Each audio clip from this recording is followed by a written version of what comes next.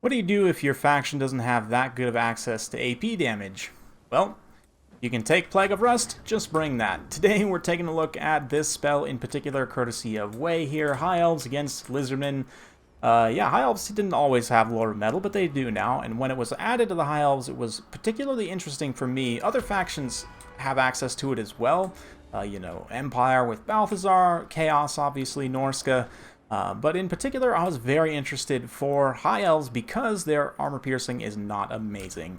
Now we've got Plague of Rust here, just quickly taking a look. Obviously, very simple debuff. It does exactly what it says it does, minus 30 armor, and that's it for 4 Winds of Magic, Overcast, which I would recommend doing most of the time for minus 60 armor. Very good stuff. So, because of the way armor works in this game, it's a little bit complicated, but basically, we'll take the Silverin Guard for an example. So, a non-armor piercing damage that hits them, between, what would that be, 37.5 to 75% of that damage will be blocked depending on a dice roll. Or maybe a little simpler with the Pure Main Company, 90 armor, so 45 to 90% of the non-armor piercing damage would be mitigated. It's, half to full value expressed as a percent of non-armor piercing damage mitigated. So, as an example here, this Solar Engine, currently taking some shots from the bolt throwers in return, has 140 armor. So obviously you can't mitigate more than 100% damage. Anything over 100, you're just getting, less and less damage to a degree. So this thing would have, what's that, 70 to 100% of non-armor piercing damage mitigated on each hit. So as a result, the further you go above 100 armor, the harder it is to deal any non-armor piercing damage to a unit. Things above 100 armor, generally, that's why I consider that to be, where armor gets really good, is kind of 100 plus. Even 90 is pretty solid, but anything, even like 80, 70, and below, yes, it does give you certainly some benefit, there's no question, but it really starts to get good over 100 armor. So if you can bring that unit down below that threshold where they're not guaranteed getting 100%, or, not necessarily guaranteed, but most of the time getting 100% mitigation on non-armor piercing damage, like this Bastildon down to only 80 armor there, getting lit up by some High Elf Archers, the High Elf Archers with their primary non-armor piercing damage. Again, all units have some amount of armor piercing, but 16 base AP missile damage. We'll be doing consistently quite a bit more, and even at a minimum, we'll still be getting through a few non-AP damage. So that Solar Engine gets routed off there. Nice use of the Plague of Rust. Of course, Mazdamundi has a response. Nice banishment in the back line. Rips up some of those Spearmen. These Feral Cold Ones coming through, trying to get on those Lothern Sea Guards. Spearmen holding line reasonably well for now. Unfortunately, the Pure Main Company were kind of the direct target of the Solar Engines there, so they took a pretty good pounding, and now they're involved with these Feral Cold Ones, which is not a wildly cost-effective exchange for them. But they'll be okay. Mazdamundi uses the charge over to them. Let's see if they actually get a hit on Mazdamundi to lower his armor down to 100. I'm not sure. It looks like a Plague of Rust at the very least comes in on Mazdamundi, puts him down to 70 armor. Again, 70 armor's decent, but it's not incredible. Anybody who's played with a Mammoth against a big Archer line can tell you that it's really, only does so much. So Mazdamundi's going to skedaddle on out of there, try and use that Apotheosis, heal himself back up, cold-blooded to keep his leadership up, just so that he doesn't rout. But yeah, things are looking pretty good for the High Elves. Bounce power still relatively even. A lot of the Archers have taken damage from Solar Engine counterfire, from the Banishments, from Feral Cold Ones. Some nice Searing Doom, another spell that I do plan on highlighting, in the near future. Probably one of the most cost-efficient bombardment spells, if not the best. Secretly, even though I see a lot of people not necessarily using it a ton, or at least not so much before. But yeah, Mazdamundi just keeps running. The Archmage does have to be a little bit careful here. She's taking consistent damage from the Skink Chief poke and from the Solar Engines as well. She doesn't have any way to heal herself, so gonna have to use that Armor of Stars to stay hidden up on the Eagle there. Bolt throwers also can continue to stay firing. Bolt throwers have decent AP damage, decent anti-large, but I feel like, yeah, 30 base missile damage. I guess it's not that much non-AP.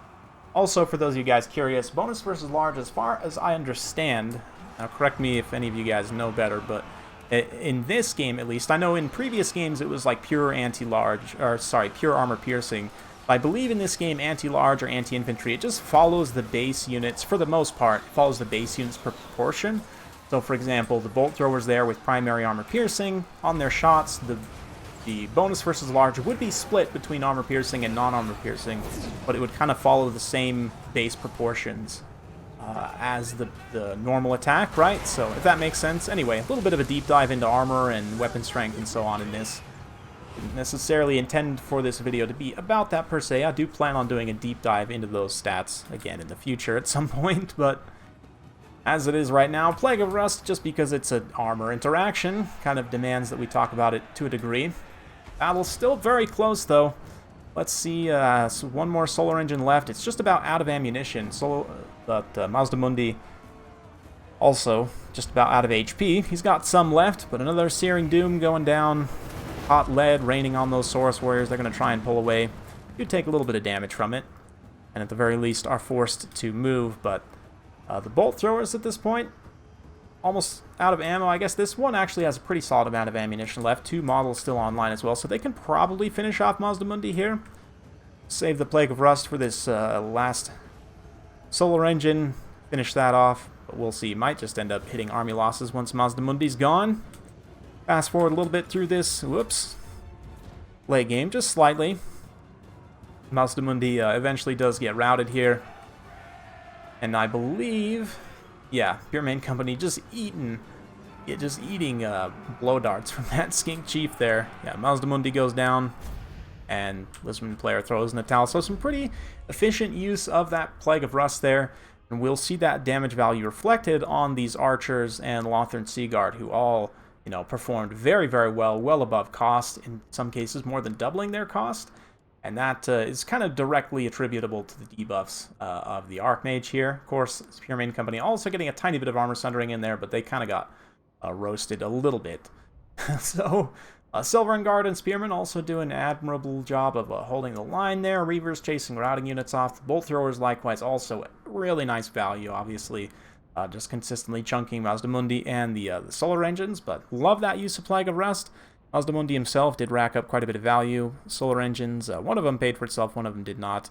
I actually really like the pick of the Feral Cold ones here, even though they don't necessarily pay for themselves. Saurus, big staunch Linosaurus is, yeah, it's good oftentimes, but it's a little bit basic. Doesn't leave you super flexible, which ended up hurting, I think, the Lizardmen in this particular situation. But let's just finish up with a little bit of Plague of Rust here. Of course, hopefully the Lizardmen will get a Metal Slan at some point, because I would love for this to be on Lizardmen as well. I mean, Lizardmen, while they do have pretty good AP options, at the same time, they also have quite a few units that deal like a really solid amount of non-armor piercing damage. Saurus Warriors, I mean, 50 weapon strength, 34 base weapon damage. If you could have Plague of Rust for things that Saurus are fighting potentially, or like Saurus Spears too, I could get a lot of extra value there, potentially. Or like, you know, obviously shooting them with Chameleon Skinks, or Javelins, or Pterodon Riders. There's quite a bit of non-armor piercing damage on Lizardmen as well, so it'd be fun to see a Metal Slan. But that's besides the point. For now, it's what, High Elves. Do Dark Elves actually have Lore of Metal? They do not. That seems like an oversight as well. They should probably have it, I think. Obviously, Empire, you're limited to Balthazar, but you do have some very strong combinations near and dear to my heart with him. You've got him plus, again, Witch Hunter and, obviously, yes, Pistoliers. Not just Pistoliers, though. Free Company, you know, Huntsmen, Crossbowmen even. A lot of non-armor piercing ranged damage for the Empire that you can take great advantage of. Accusation also directly synergizes with missile resistance debuffs. You know, melee defense, not a direct synergy necessarily, but it is quite nice to stack those two. High Elves, obviously, as well. You've got, you know, Armor Sundering on the Pure Main Company, which is okay. But mostly, even just taking, like, you know, whatever Lord you want, whether you've got Lariel, Tyrion, Teclis, whoever, you know, Lithanar. Even just taking like one caster with only Plague of Rust, it's only 380 points. If you kind of spread this between, let's say, a line of like 3 archers, 2 Lothern Sea Guard. It's, I mean, less than 100 points per unit that you're kind of adding additional cost, basically for them to have on-demand armor-piercing damage whenever this spell's off of cooldown. And when you think about it that way, it's really cost-effective to do for High Elves. So one thing I always tell, I have a couple patrons of mine who like playing High Elves, and we do some practice sessions. One of the biggest things I told them early on when this was released is always take a Metal Mage with Plague of Rust. It's almost always a good idea, even just to have this only. Obviously, Warriors of Chaos, there's some legendary combinations with Big Bird being their legendary Lore of Metal caster. You can stack him with the Weird Spawn for, again, your standard Armor Sundering plus Plague of Rust. Big Bird himself, pretty strong combatant overall, 440 weapon damage, 300 non-AP, so he actually can punch pretty hard to units which have had their armor debuffed in such a way. You know, you've got your Javelins, Chosen, you know, other things. The regular Chaos Spawn too, 160 weapon damage total is huge.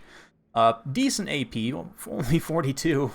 I say only, that's still quite a bit, but 118 base weapon damage. Again, you can get that armor sundered, they will just demolish certain things. So, some strong combinations. Last one I want to cover is Norscan Javelins.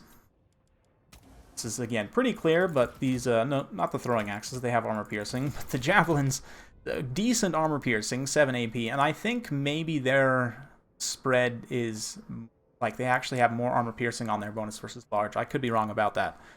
Maybe that was Berserkers I was thinking of, but anyway. Regardless, still solid non-armor piercing damage on each shot here, so you can take great advantage of Lore of Metal. Lore of Metal is good basically for any faction that can take it. Norsca arguably is the worst, as they have really good AP tools as well. Warriors of Chaos, again, also has pretty good AP tools, now more than ever, especially with infantry bracing working correctly.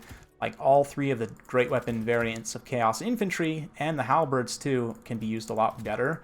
So you don't necessarily have to rely on this so much anymore, whereas previously, you know, because, like, for example, Chosen with Shields have the best melee defense and are the cheapest.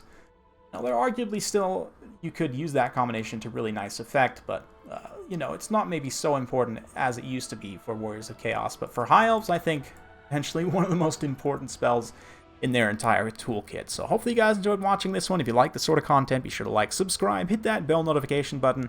Every time I upload a new video, you'll be notified. Thanks again. We'll see you next time.